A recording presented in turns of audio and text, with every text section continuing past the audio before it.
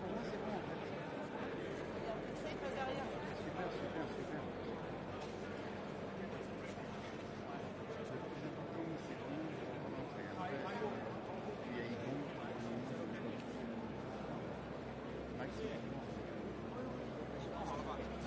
Voilà, exactement. Ça va rentrer.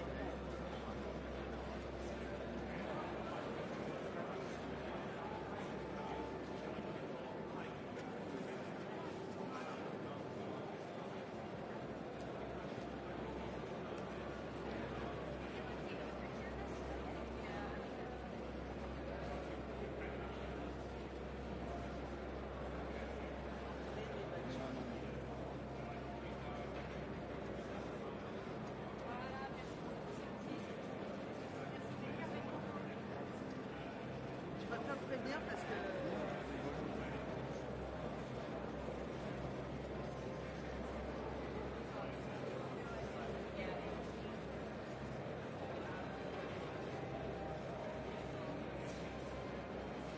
La présidence supérieure.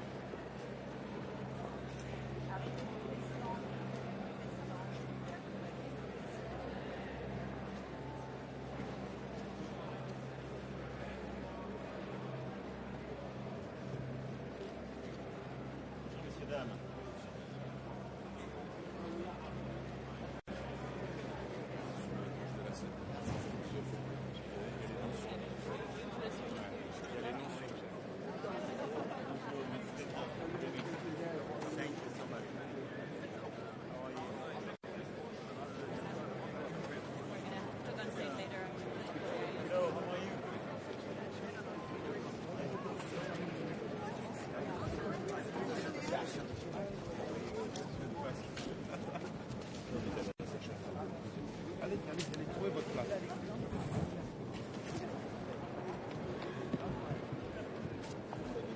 Monsieur le Président.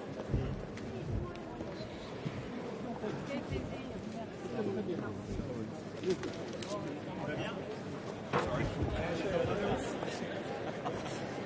Hey, good morning. How are you? Long time. It's good to be here. Thank you. Thank you. How are you? Good morning. How are you?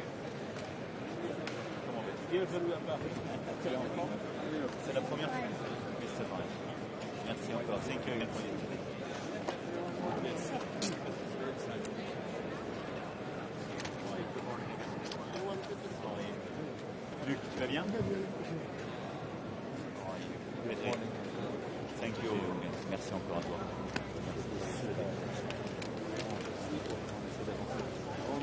Mon frère, toi, je t'ai vu. Bonjour, messieurs, dames. Thank you. Ça va depuis hier? Bonjour. Ça va? Merci. Comment vas-tu? T'es en forme? Merci à toi. Rodolphe, ça va? Oui.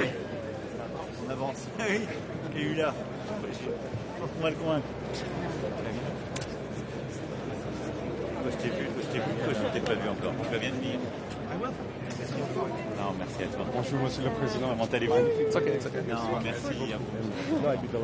Merci. En forme? Comment allez-vous? Happy to see you.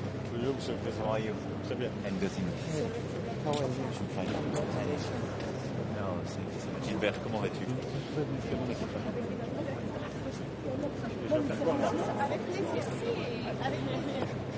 We'll catch up in Munich would be wonderful. I'll be there Wednesday to Sunday.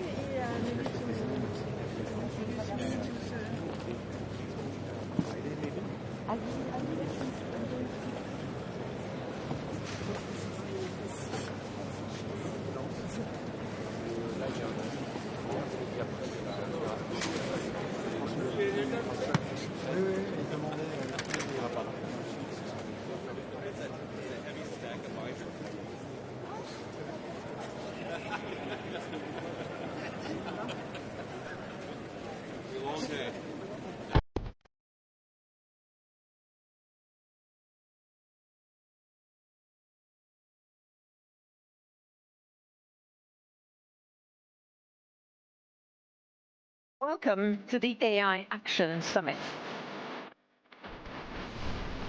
A unique opportunity to reflect on one of the most transformative forces of our time, artificial intelligence.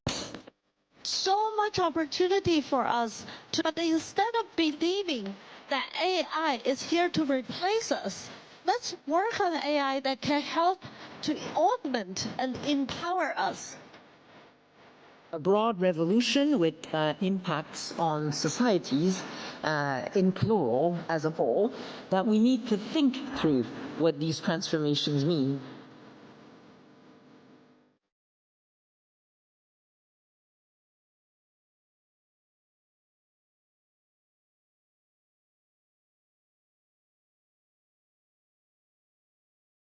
L'IA est une manière totalement nouvelle de créer. C'est une extension de notre imagination.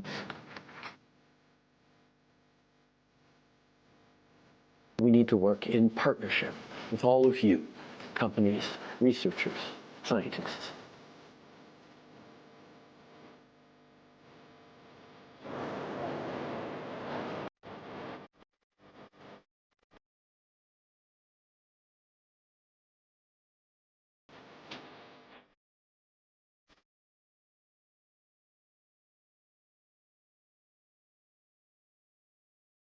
As Prime Minister Modi, we do believe in this revolution, and we do believe in our capacity together to work in an open world, meaning to work with the US, to work with China, and a lot of them are here, India, and the whole world.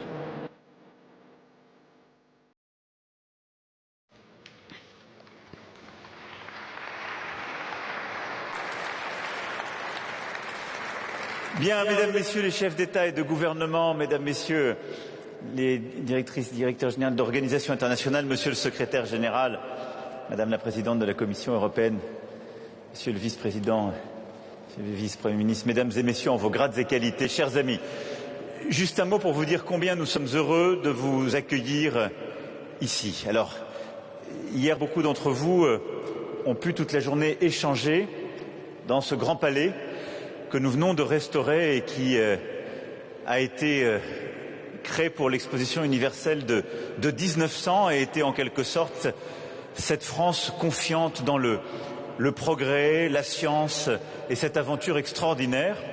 Et nous nous retrouvons ici, et c'est la première fois d'ailleurs qu'est réouvert aux yeux du monde ce petit pavillon, dit Dantin,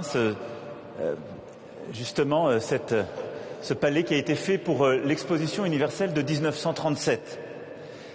sous l'impulsion d'un prix Nobel de chimie, M. Perrin, de l'époque, et qui avait cette conviction qu'en montrant la science aux Françaises, aux Français et au monde, on arriverait véritablement à convaincre d'embrasser cette histoire de progrès et à réussir à avoir une science au service de l'humanité. Et je crois que c'est exactement le défi qui est le nôtre avec l'intelligence artificielle. C'est-à-dire embrasser des transformations technologiques formidables, réussir à maîtriser par des capacités de calcul nouvelles, des avancées profondes, ce qu'est l'intelligence artificielle et ses implications dans beaucoup de secteurs, et le faire au service de notre humanité, dans un monde qui est bousculé par de plus en plus de crises, mais par un dialogue ouvert. Et la grande chance d'avoir aujourd'hui à la fois l'Inde, les États-Unis d'Amérique, la Chine, l'Europe, le continent africain, le continent latino-américain, d'avoir des chefs d'État, de gouvernement, des chercheurs, de la société civile, des entrepreneuses et des entrepreneurs, des investisseurs, c'est la possibilité d'avoir ce dialogue et d'essayer de suivre ce chemin et de comprendre cette science et de la mettre au service du progrès collectif. Je ne serai pas plus long, je suis très heureux de vous accueillir ici pour ce sommet qui est coprésidé avec mon ami le Premier ministre Narendra Modi. Et donc, Monsieur le Premier ministre, cher Narendra, je vais surtout vous céder la parole pour qu'on puisse vous entendre et entendre ce que l'Inde a à dire au monde sur l'intelligence artificielle. Merci à toutes et tous d'être là.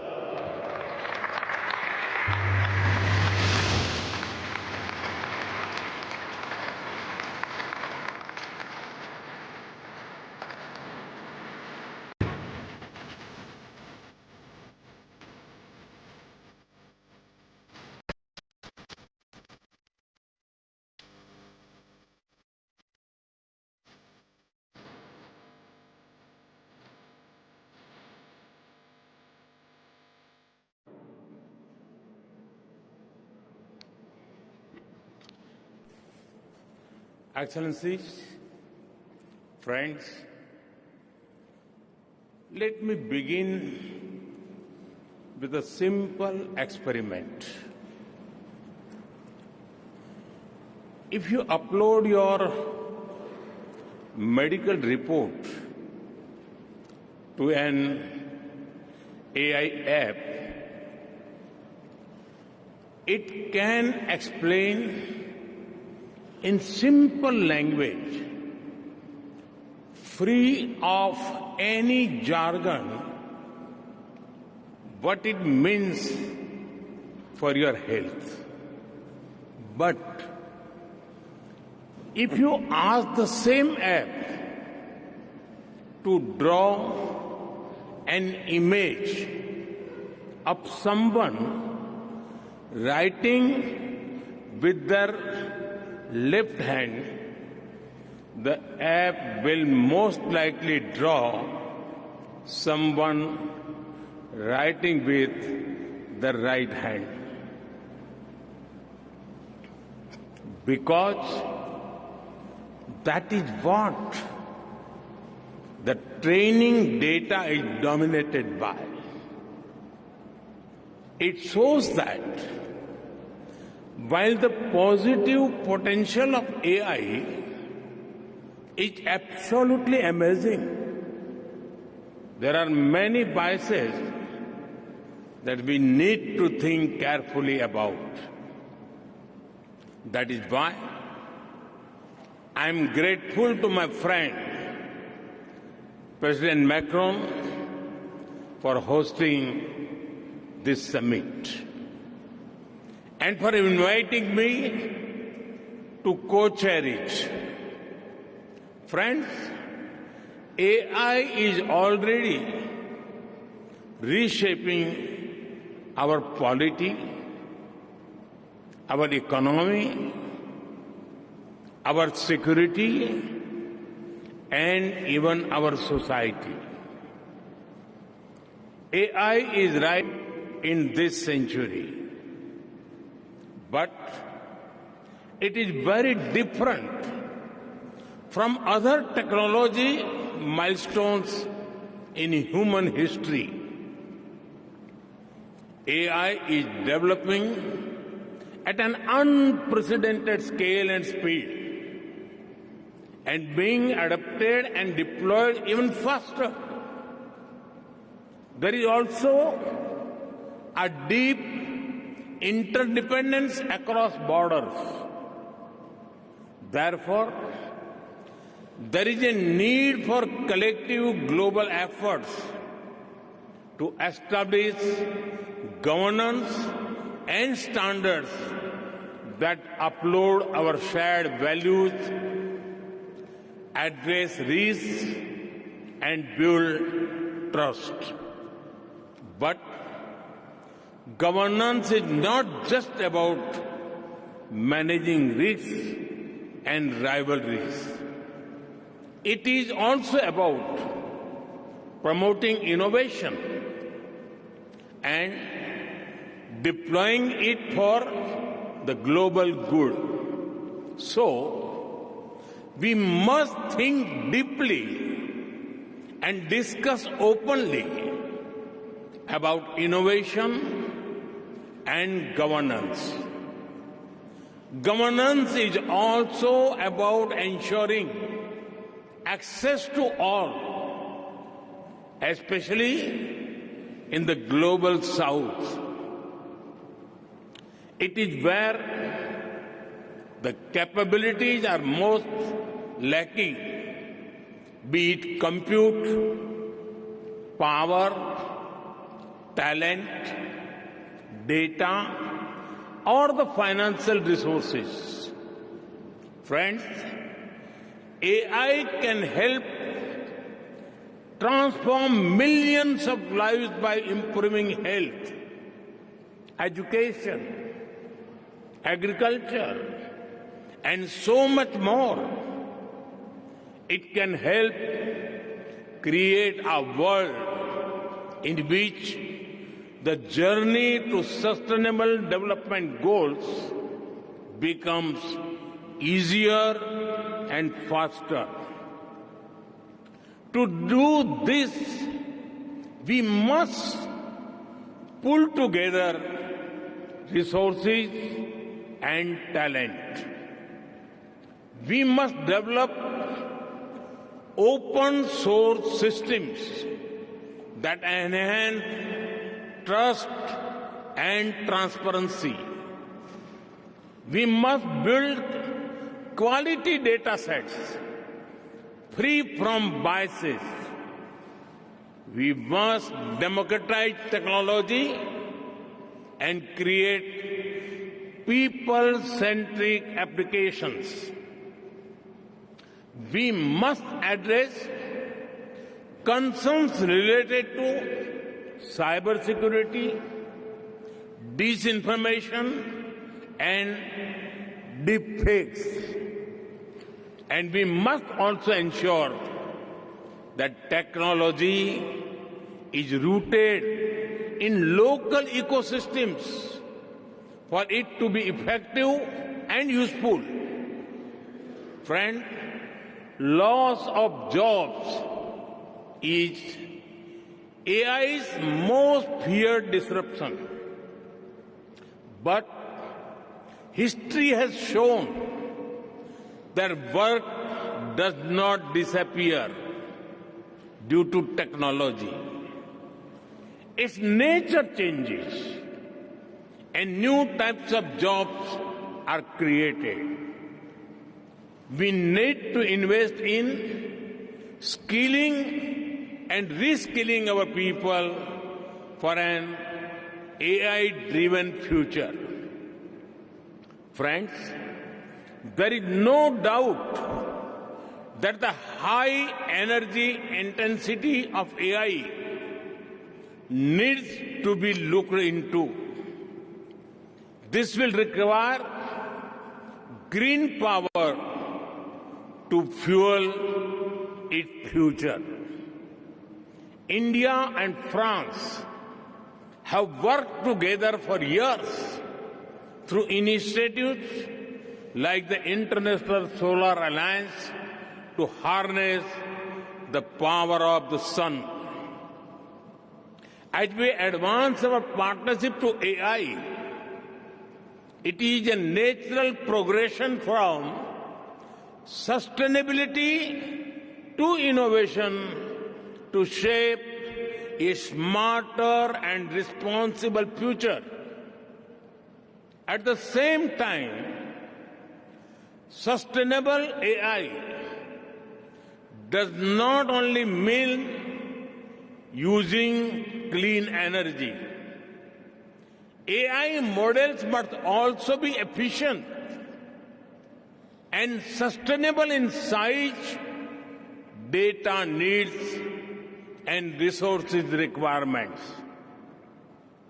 After all, the human brain manages to compose poetry and design spaceships using less power than most light bulbs. Friends, India has successfully built a digital public infrastructure for over 1.4 billion people at a very low cost. It is built around an open and accessible network. It has regulations and a wide range of applications to modernize our economy, reform governance, and transform the lives of our people. We have unlocked the power of data through our data empowerment and protection architecture. And we have made digital commerce democratic and accessible to all. This vision is the foundation of India's national AI mission. That is why, during our G20 presidency, we built a consensus on harnessing AI responsibly for good and for all. Today, India leads in AI adoption and techno-legal solutions on data privacy. We are developing AI applications for public good. We have one of the world's largest AI talent pools. India is building its own large language model considering our diversity. We also have a unique public-private partnership model for pooling resources like compute power. It is made available to our startups and researchers at an affordable cost.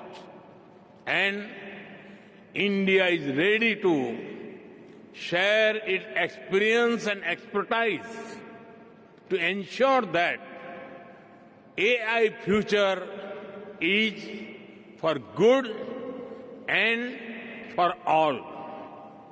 Friends, we are at the dawn of the AI age that will shape the course of humanity.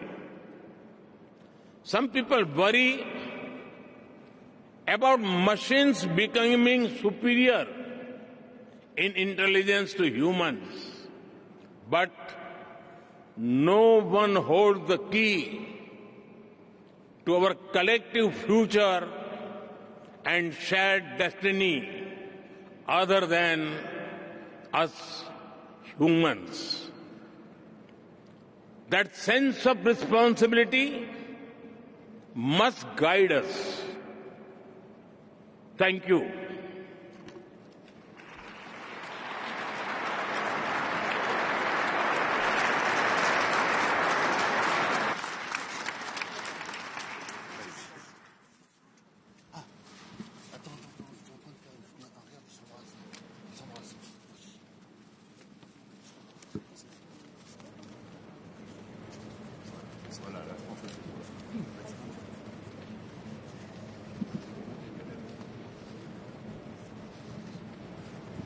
Merci, Monsieur le Président. Thank you, Prime Minister. My name is Alessandra Galloni, and I'm Editor-in-Chief of Reuters News Agency, and I'm here this morning just to help things along.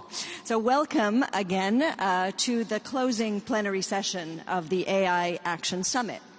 So for the past day, we have been discussing and debating what is essentially the future of our societies, the future of our children, the future of our planet in the age of artificial intelligence. Our co-hosts, President Macron, Prime Minister Modi, have exhorted all of you to push the limits of your creativity, to push the limits of your imagination during these 2 days. And as we saw from the opening video, delegates have discussed AI's impact on the environment, on labor, on diversity, and on making sure that AI does not get out of control, which is something that technologists are openly worried about. AI has, in the past few years, inspired outbursts of hope, but also of fear.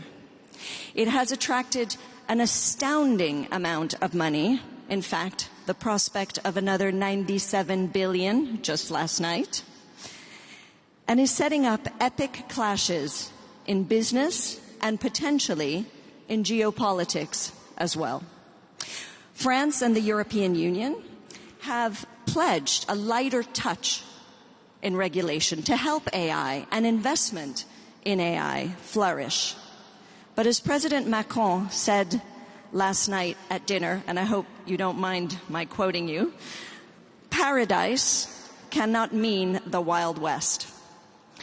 Indeed, there may be no better measure of the stakes for the world than the simple fact of this high-octane guest list here today in this room.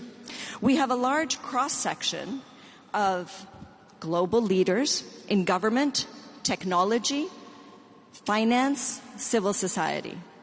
You will set and have already shaped the future of this technology. As the editor of a global news organization whose news users are in all of your countries and look to us for fact-based news on all of your companies, I can assure you that the world is watching this event very, very carefully. So, who knows? I mean, maybe it is possible that years from now, people, and perhaps even a conscious AI, will look back upon this meeting as a milestone in humanity's relationship with thinking machines. So with this, I would like to welcome all the panelists of the sessions today to the stage. If you could all come up together, even though you're in 2 different sessions. So I'll call you one by one. Ms. Ursula von der Leyen, the President of the European Commission, please. Mr. Farrell-Williams, I saw you earlier. Yes, your seats are on your chairs. Mr. Artist, Mr. Farrell-Williams. Ms. Anne Bouvreau, the Special Envoy of the President of the Republic, please. Mr. Sundar Pichai, CEO of Google, please. Ms. Soo-Yeon Choi, Director General of Naver. Saw you last night at dinner. I know you're here. There you are. Mr. Petteri Orpo, Prime Minister of Finland, please. And Ms. Doreen Bogdan-Martin, Secretary General of the International Communications Union. And last but not least, Mr. Faith Birol, Director General of the International Energy Agency. So the first session, which will be moderated by Anne Bouvreau, who has been instrumental, and a big thank you to Anne for setting up this entire event of the past 2 days, will be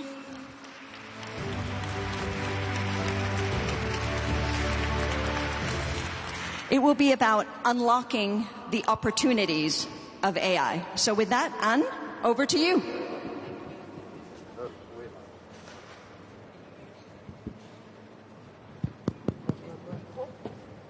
Working. Thank you. Thank you so much. Good morning, everyone. Thank you so much for being here. This notion of unlocking opportunities and shared progress has been our driver towards the preparation of the summit. Throughout all the preparation, the trips that I have taken, I have heard all over the world everyone telling me we want to be part of this AI revolution. We want to be able to develop our own solutions. We want to be actors. We want to be players. And we are looking forward to come to Paris to be able to have this discussion. So, of course, there is great hope from AI. There's hope for progress in medical research. There's hope for progress in science. There's hope for new climate solutions. There's also hope for progress and new art and creativity, and we will be discussing this. But how can we make sure that these opportunities are unlocked in the short term, now or very soon? We will hear today from our distinguished guests and speakers what they are doing to make this possible, by defining strategies, by listening to the world's experts, by announcing investments, and by a number of actions. We will also, during this session, be talking about an initiative that is unveiled at the summit today, a decentralized partnership to help harness AI's vast potential. But before we get into more detail, it gives me great pleasure to welcome His Excellency, Vice President of the United States of America, J.D. Vance, to come to the podium. It is an honor. It is your first international trip outside of the United States since taking office. We're delighted to have you here.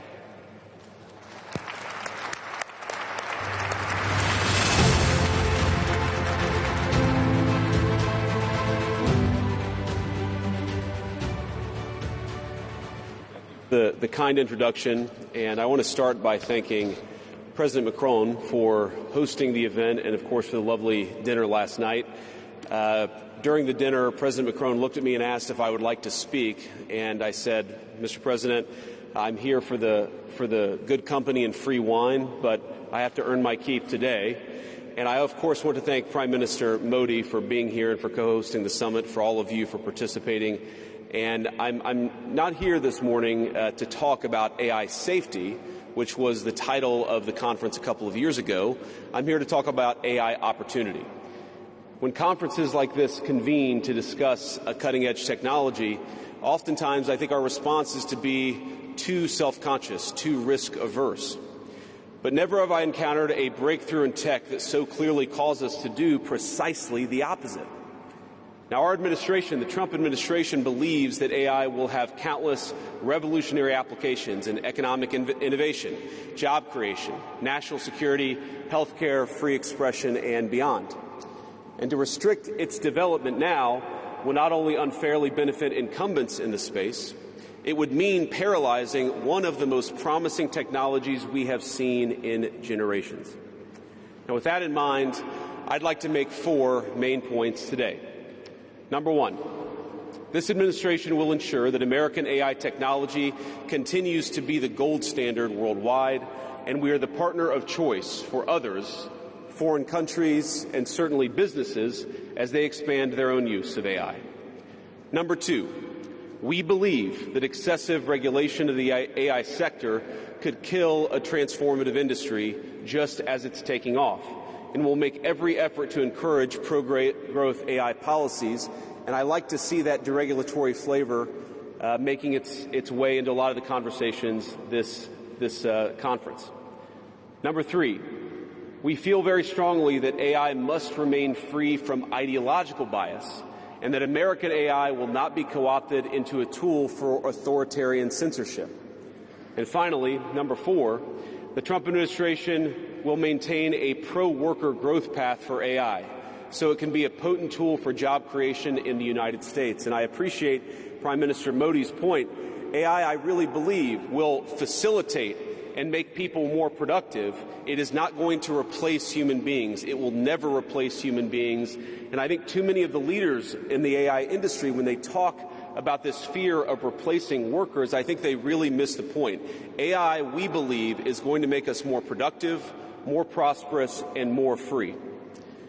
The United States of America is the leader in AI, and our administration plans to keep it that way.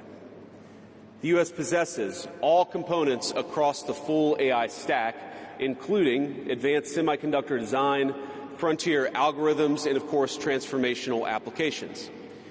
Now, the computing power this stack requires is integral to advancing AI technology.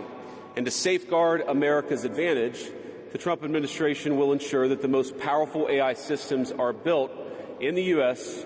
with American-designed and manufactured chips. Now, just because we're the leader doesn't mean we want to or need to go it alone, of course. And let me be emphatic about this point. America wants to partner with all of you. And we want to embark on the AI revolution before us with a spirit of openness and collaboration. But to create that kind of trust, we need international regulatory regimes that fosters the creation of AI technology rather than strangles it. And we need our European friends in particular to look to this new frontier with optimism rather than trepidation. Now, the development of cutting-edge AI in the U.S. is no accident. By preserving an open regulatory environment, we've encouraged American innovators to experiment and to make unparalleled R&D investments.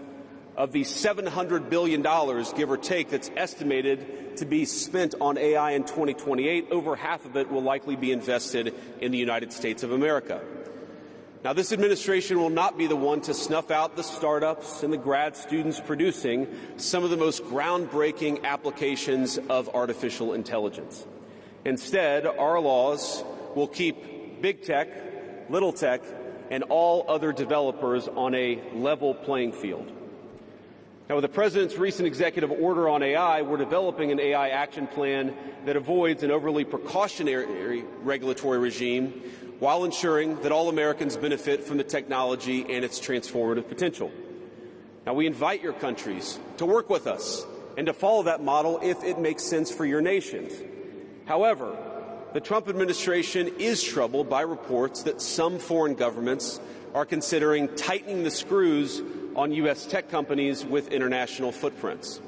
Now, America cannot and will not accept that, and we think it's a terrible mistake, not just for the United States of America, but for your own countries. The U.S. innovators of all sizes already know what it's like to deal with onerous international rules.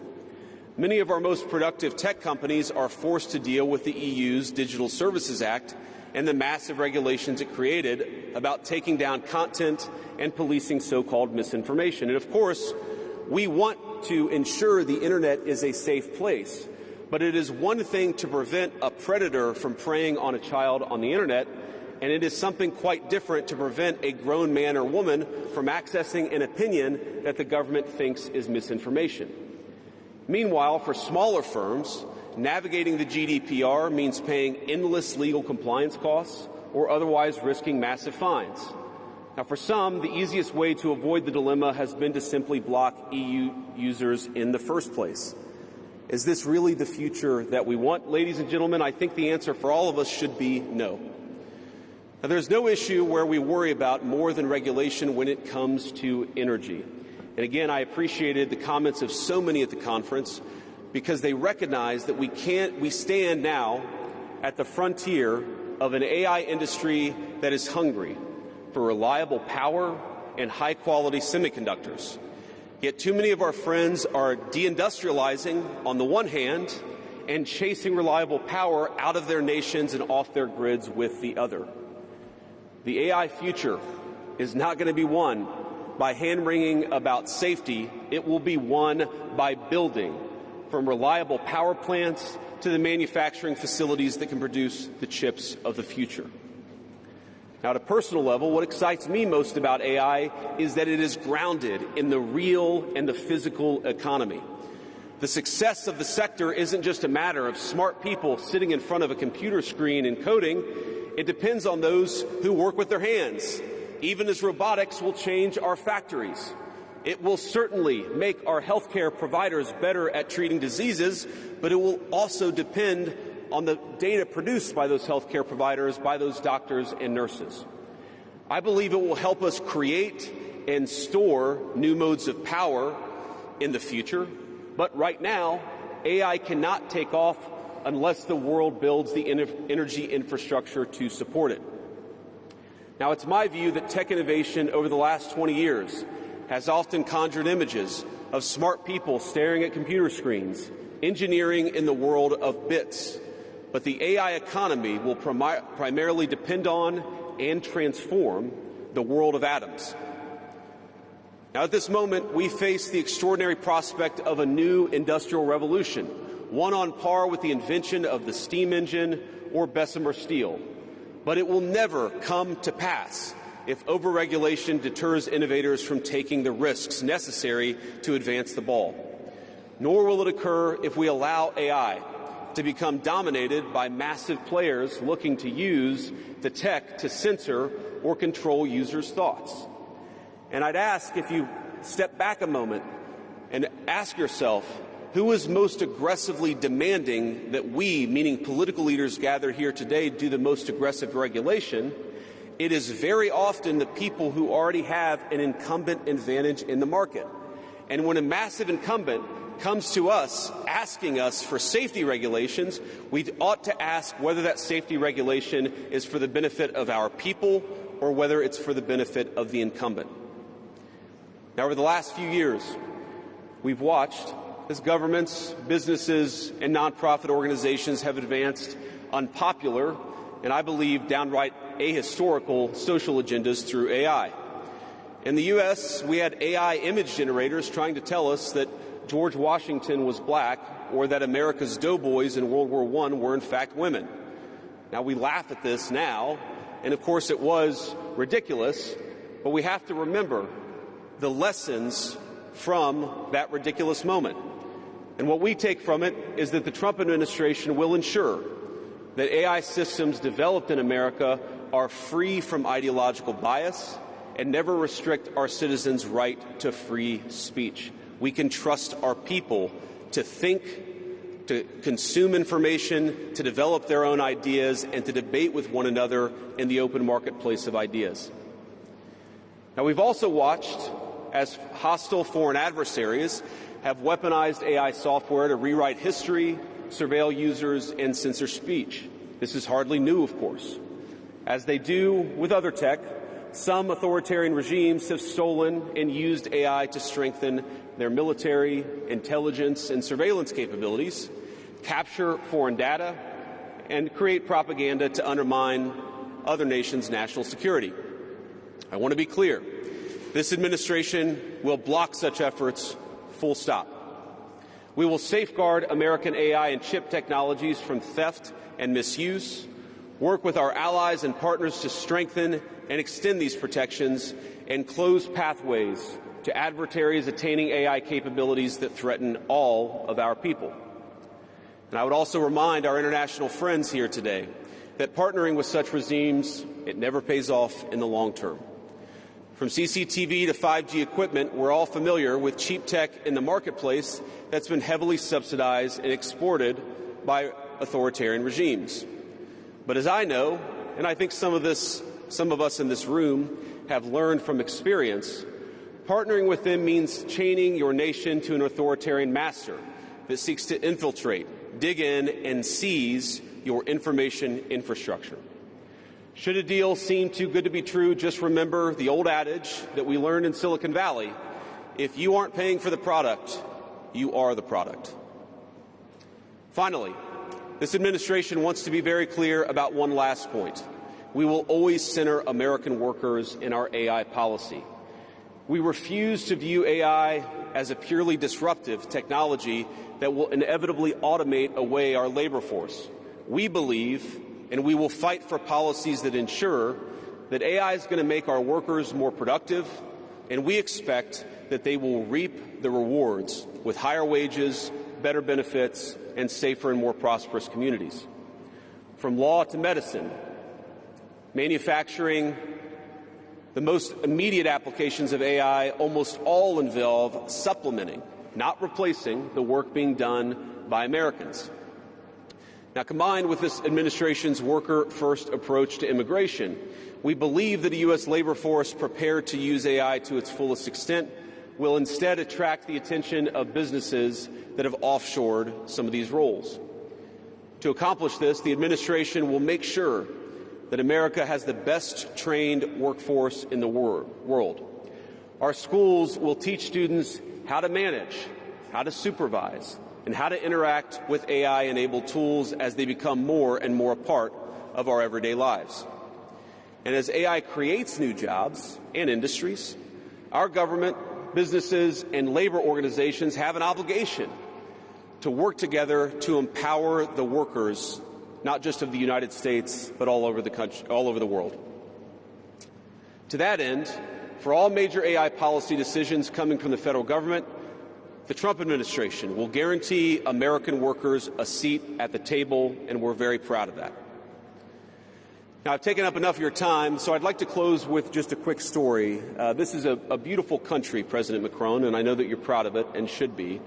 And yesterday, as I was touring Leyen with General Gravette with my 3 kids, he was kind enough to show me the sword that belonged to America's dearest international friend from our own revolution, of course, the Marquis de Lafayette. He let me hold the sword, but of course he made me put on the white gloves beforehand.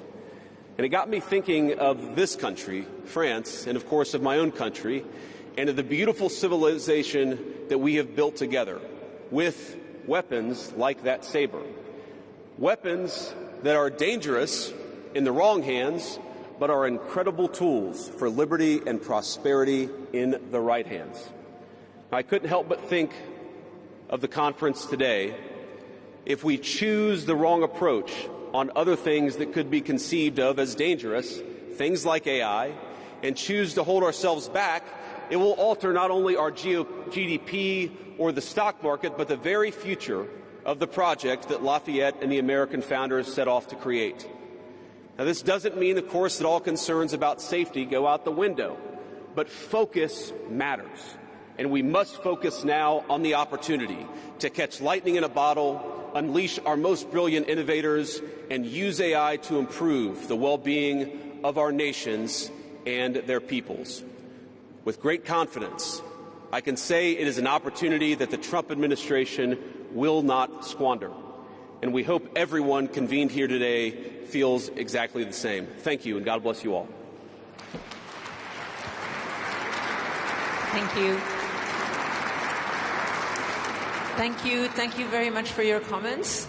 I would now like, it gives me great honor to call to the podium Her Excellency President of the European Commission, Ursula von der Leyen.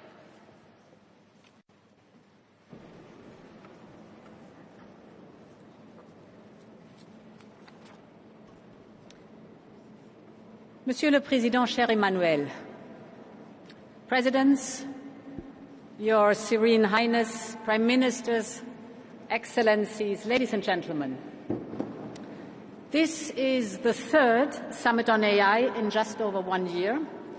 In the same period, 3 new generations of ever more powerful AI models have been released.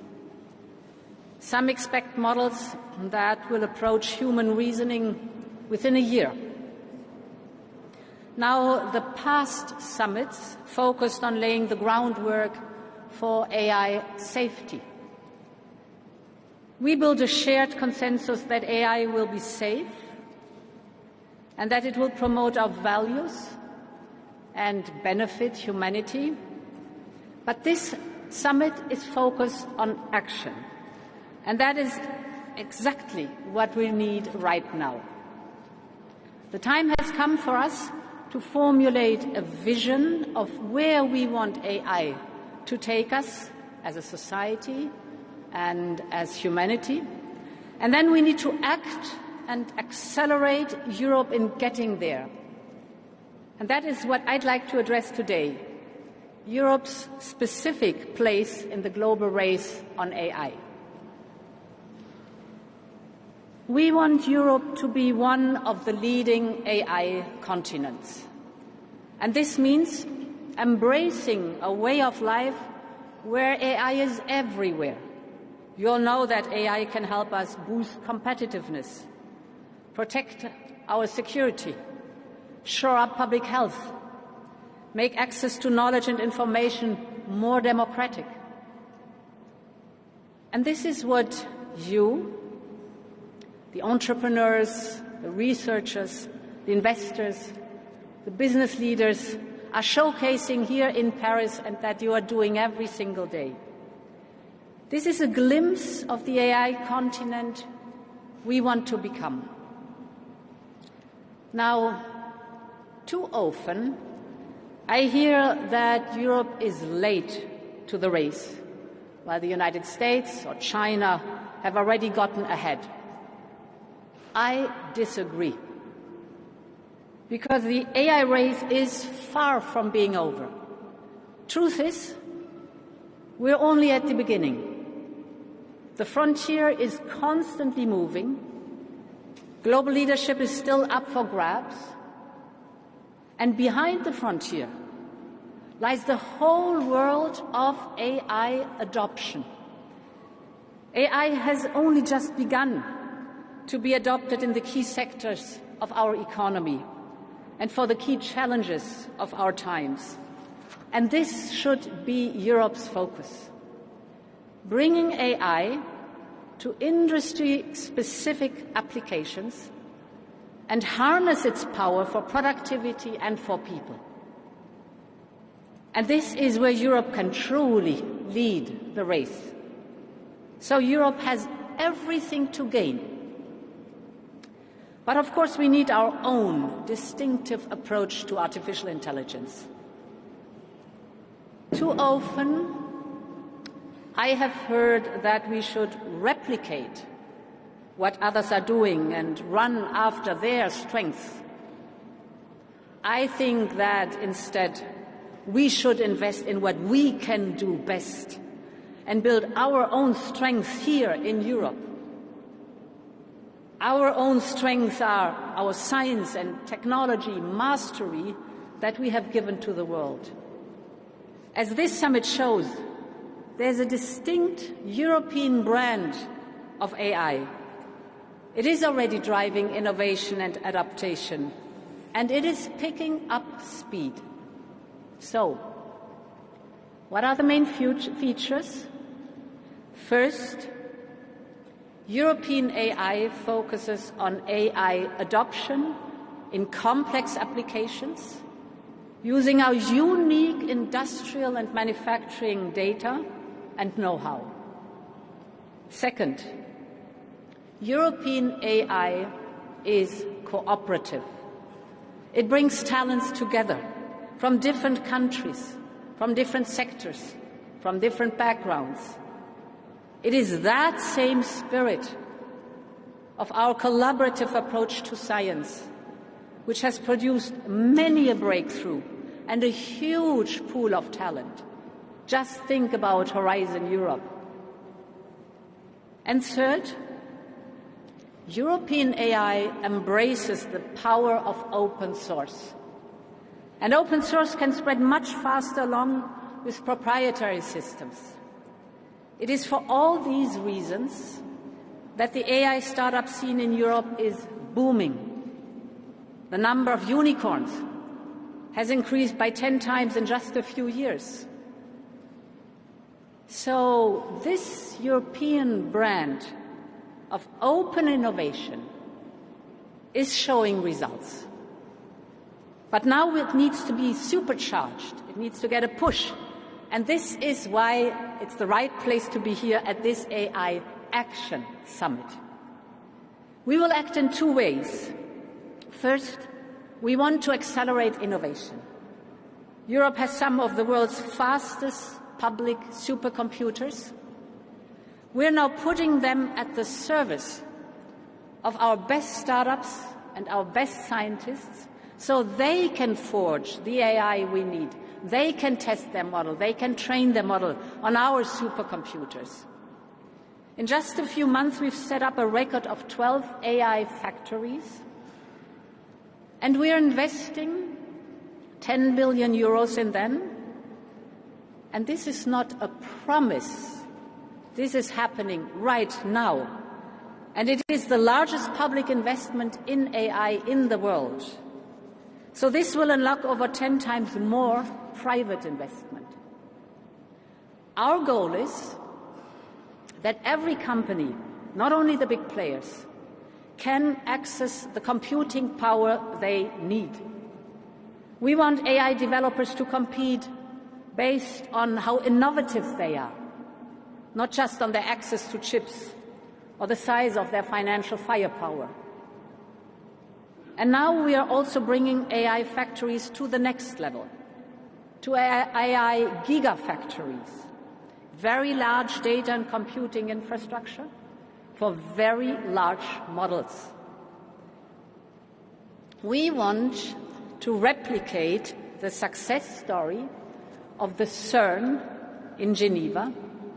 As you all know, CERN hosts the largest particle accelerator in the world, and it allows the best and the brightest minds in the world to work together. And we want the same to happen in our AI gigafactories. We provide the infrastructure for large computational power. Researchers and entrepreneurs and innovators will be able to join forces. Talents of the world are welcome. Industries will be able to collaborate and federate their data. We're creating safe space for them, just take the European health data space.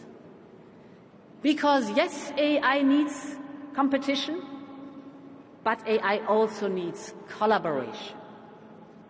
And AI needs the confidence of the people and has to be safe. And actually, this is the purpose of the AI Act, to provide for one single set of safe rules across the European Union, 450 million people, instead of 27 different national regulations and safeties in the interest of business. At the same time, I know that we have to make it easier and we have to cut red tape, and we will. Finally, computational power requires immediate, substantial financial capital from both public and private. In this context, I welcome the European AI Champions initiative that pledges 150 billion euros from providers, investors, and industry. And today I can announce that with our Invest AI initiative, we can top up by 50 billion euros, so thereby we aim to mobilize a total of 200 billion euros for AI investment in Europe. We will have a focus on industrial and mission-critical applications. It will be the largest public-private partnership in the world for the development of trustworthy AI. And finally, cooperative AI can be attractive well beyond Europe, including our partners in the Global South. And in this spirit, we fully support the AI Foundation that is being launched today. AI can be a gift to humanity, but we must make sure that its benefits are widespread and that its benefits are accessible to all. We want AI to be a force for good. We want an AI where everyone collaborates and everyone benefits. This is our path. This is our European path. Thank you very much for your attention.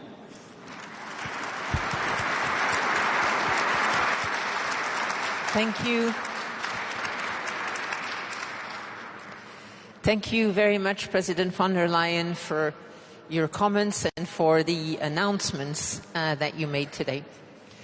It gives me great pleasure to continue this discussion on unlocking opportunities. And we've discussed the opportunities that we tend to speak about a lot in health, in a number of sectors. Let me maybe start by one of the not so obvious ones. Let's start with arts and creative industries. First of all, we have dedicated during this AI week a whole weekend to this topic of AI and art and culture. We have had both wonderful creations showcased by artists, but also discussions about the challenges that lie between AI and creation, because it's not always something that comes as the first example of benefits of AI. With us today we have Farah Williams. We're delighted to have you here. You're an extraordinarily creative artist, and so who better than you could share a few thoughts about AI and creativity? Farah, please. Thank you. Thanks for having me. I don't know how you guys do this with the thing in the ear. The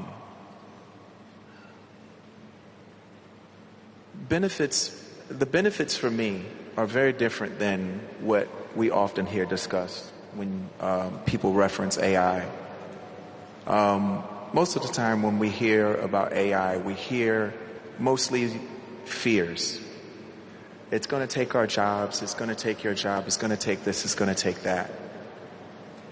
And it's interesting to me because, you know, as we think about the preparedness for AI, we're worried about what it's going to do, but you have to remember who and what is going to be using it and for what reasons. People will need to use AI. They're going to need jobs. There will be jobs there for them. Will there be some jobs that people lose? Sure. But I think if you're gonna be prepared for AI, then you have to be prepared for AI. Me personally, I see it like I think we have our fears miscasted in the wrong areas. Like, I don't think we should be fearful of what AI is going to do. What we should do, you know, in this whole AI race, what we need to remember is the human race. Because it's humans that are essentially going to be using the AI, and it's what they're going to do.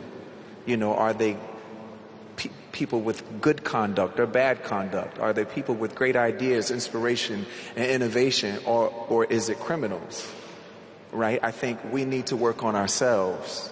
And I think if we can get ourselves in a good place, humming like an engine, then when AI really truly penetrates regular everyday society and community lives, I think it's going to be fine because people will have the right ideas about how we use it. It, in my opinion, you know, it's just like alcohol or a car or firearms. Believe it or not, it takes responsibility. Alcohol in the wrong in the wrong hands is a problem. A car in the hands of someone who is too young and inexperienced to drive it could be life-threatening. AI is no different.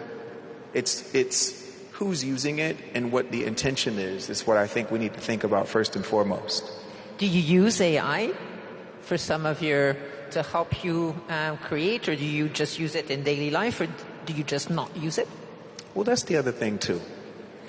You know, people talk about like creatives using AI. We wouldn't use AI to help us write a song. Well, then what would we do? Right?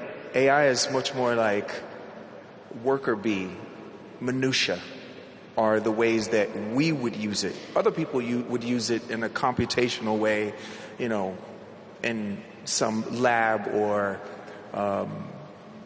you know, maybe an organization set up in some sort of with tech would use it in a completely different way. But the way that we would use it would be much more like utility. It wouldn't replace creativity.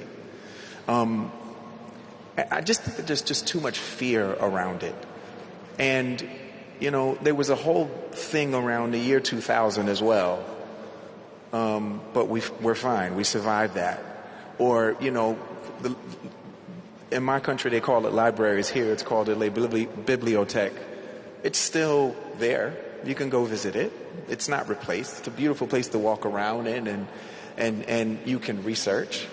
But there's nothing like a search engine, right, Sundar? There's nothing like a beautiful place where you can go and search. But this is the next step. This is the place where you can not only ask questions, but you can get examples back.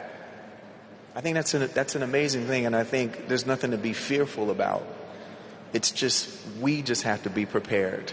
Just don't treat it the way we did when we brought alcohol into the conversation, or how we did cars. We need to treat this a little bit different. This is a great opportunity for us as a species to move forward with utility. Well, thank you. I think we've heard over the years lots of comparisons for AI, but alcohol is one that I hadn't heard. So, but I take great comfort from your vision, which is really of AI augmenting artists and your job. Maybe I can ask a question of Sundar Pichai. We're delighted to have you here. I've heard you speak about risks of AI, but also about the way it can help augment communities, for example. So what are your thoughts on this and on the opportunities and how we can unlock them in AI? First of all, thank you, President Macron, Prime Minister Modi. It's great we are having a conversation on such an important topic. Look, at Google, we have felt this important tension, both, the wonderful opportunities AI presents. It's obviously a dual-use technology, like you gave examples, and so the risks that come with it. So we actually encapsulated this tension as, a bold and responsible, that our approach needs to be both bold and responsible, and there is tension between it, but we grapple with it. The reason we need to be bold is, it is so obvious as we are making progress how profoundly it'll impact many areas. The best example I can think of is with AlphaFold, we've now unlocked, how to decode protein structures. Just so that everyone understands, it used to take one person their entire PhD